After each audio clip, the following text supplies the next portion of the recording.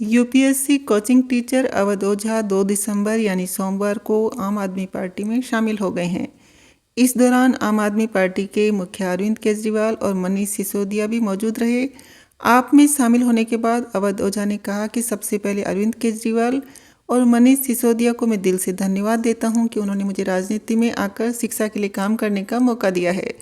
ओझा बोले, शिक्षा एक ऐसा माध्यम है जो परिवार, समाज और राष्ट्र की आत्मा है।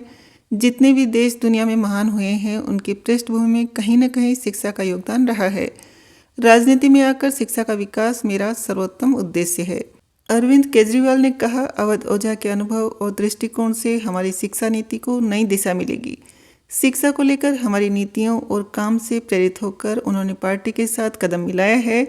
यूपीएससी कोचिंग की दुनिया में अवध ओझा का काफ़ी नाम है। अपने बयानों और वीडियोस के कारण वो पहले भी कई बार चर्चा में रहे हैं। अब अवध ओझा पर जब आप में शामिल हुए हैं तो इसकी चर्चा सोशल मीडिया पर भी हो रही है।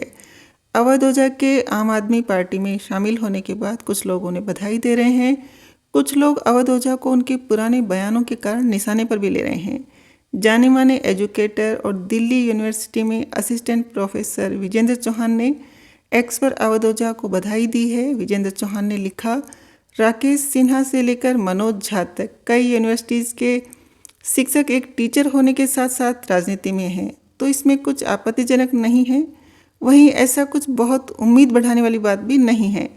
अवध ओझा अपनी टिप्पणियों की वजह से कई बार विवादों में रहते हैं और आम आदमी पार्टी में शामिल होने के बाद बीजेपी के कई नेता ऐसे कई वीडियो शेयर कर रहे हैं। अवध ओझा के कुछ ऐसे वीडियो भी वायरल रहे हैं जिसमें वो कथित तौर पर ओसामा बिन लादेन को हीरो बताते दिख रहे हैं। वीडियो क्लिप में वो कह रहे हैं, ओसामा बिन लादेन को पता था कि उसे किससे लड़ना है। ट्विन टावर पर हमले के बाद पूरी दुनिया जानने लगी कि वो कौन है। अवध ओझा के बारे में पुराने वीडियो सोशल मीडिया पर शेयर किए जा रहे हैं। इन वीडियो में अवध केजरीवाल या राजनीति पर बोलते सुनाई देते हैं। ऐसे ही एक एक्स पर शेयर किए जा रहे पुराने वीडियो में अवध ओझा केजरीवाल की आलोचना करते दिख रहे हैं। अवध ने कभी कहा था, हर महान आदमी का करियर गरीबों के मसीहा के तौर पर शुरू होता है। अरविंद केजरीवाल शर्ट बाहर किए हुए, चप्पल पहने, मफलर बांधे कह रहे हैं कि भारत में बड़ा करप्शन है और मैं करप्शन को उखाड़ फेंकूंगा। फिर चिल्लाने लगे कि मोदी जी गुजरात में शराब अवैध तरीके से बेचते हैं। उन्हें पता चला कि ज़्यादा पैसा तो शराब से ही आता है और इनको पंजाब का चुनाव भी लड़ना था तो शराब दिल्ली में बेच दी। एक अन्य वीडियो में अवध कहते सुनाई देते हैं, अरविंद केजरीवाल साल 2008 में इंडिया अगेंस्ट करप्शन पर सबको साथ लेकर आए। अन्ना हजारे को खड़ा किया, किरण बेदी को खड़ा किया, कुमार विश्वास को खड़ा किया, सबको खड़ा किया और खुद बीच में खड़े हो गए और सबकी रोशनी खींच ली। अवध बोले थे, लोगों को लगा शर्ट बाहर किए ये बेचारा हमारे लिए लड़ रहा है। लोगों ने कहा, करप्शन के लिए खिलाफ लड़ने के क्या उपाय हैं। केजरीवाल ने कहा, पार्टी बन गई और बोले हम सत्ता में जाकर करप्शन ठीक करेंगे। लोगों ने कहा ठीक है। केजरीवाल जी सीएम बन गए। उनके डिप्टी सीएम करप्शन के चार्ज में अंदर चले गए। हालांकि सोशल मीडिया पर कुछ ऐसे वीडियो भी शेयर किए जा रहे हैं जिससे वे केजरीवाल और आम आदमी पार्टी की प्रशंसा करते हुए नजर आ रहे हैं। ऐसे ही एक वीडियो में वो कह रहे हैं कि जब तुम समाज के लिए आदर्श बनते हो, आदर्श मतलब तुम्हारी ऐसी उपलब्धियां जिसे समाज माने, जैसे कि अरविंद केजरीवाल फर्स्ट प्रयास में आईआईटी, फर्स्ट प्रयास में आईआरएस और फर्स्ट प्रयास में ही सीएम बन गए। एक अन्य वायरल वीडियो में अवध ओझा प्रधानमंत्री नरेंद्र मोदी की आलोचना कर रहे हैं। वो कहते सुनाई देते हैं कि बहुत सही सरकार चल रही है। मैं तो कहता हूँ, किसका इंतजार कर रहे हैं मोदी जी, संविधान को भंग कर देना चाहिए। अब तो समय है उनको क्राउन पहनने का। Modi dynasty, Mughal dynasty chapter से खत्म हो गया है, तो कोई तो डायनेस्टी पढ़ेंगे हम लोग। नया पार्लियामेंट ही महल बन जाएगा। बढ़िया पार्लियामेंट है, सब गाली दे रहे हैं एक दूसरे को।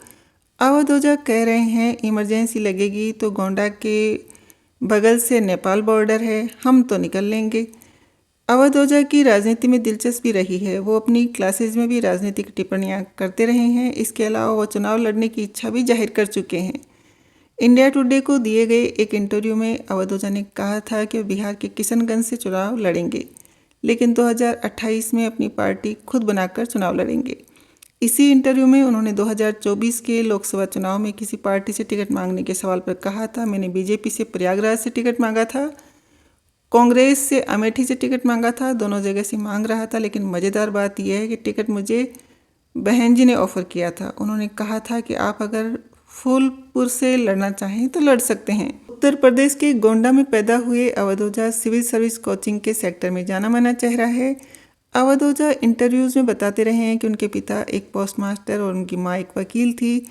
अवध ओझा ने खुद भी यूपीएससी की तैयारी की थी। उन्होंने चाणक्य आईएएस अकादमी और बाजीराव एंड रवि जैसे कई प्रीमियर कोचिंग संस्थानों में काम किया है।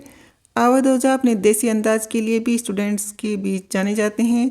इसके अलावा वो अपने एक डायलॉग राजा आदमी बनो के लिए भी वायरल रहे हैं। दिल्ली में राव आईएएस अकादमी में जब भारी बारिश के बाद कुछ छात्रों की डूबने से मौत हो गई थी, तब भी अवध ओझा के इस पर तुरंत बयान न आने से छात्रों में नाराज़गी देखने को मिली थी।